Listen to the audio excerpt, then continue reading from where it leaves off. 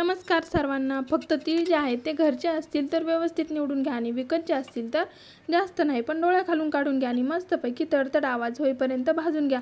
लाल रंग आणि खमंग असा वास. मग काय, खलबत्त्यात थोडासा गूळ टाकून कुटून घ्या आणि लगेच थोडीशी कणिक भिजून घ्या आणि पोळी बनवायला घ्या. मोदकसारखी वाटणारी लाटून घ्या आणि टम्म फुगते बघा. मग दुधासोबत किंवा आंब्याच्या रसासोबत आणि तोंडी लावायला बेसन असेल तर वाव किती छान.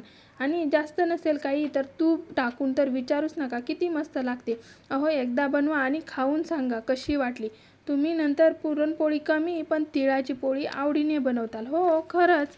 आणि तर कोणाकोणाला आवडते एकदा नक्कीच बनवून बघा. अहो, खायला पण एक वेगळीच चव असते त्याच्यात आणि बनवायला तर काहीच टाईम नाही लागत. न डाळ शिजवायची झंझट ना परतवायची. मग फक्त तीळ भाजून घ्यायचे आणि व्यवस्थित अशी तिळाची पोळी बनवून घ्यायची.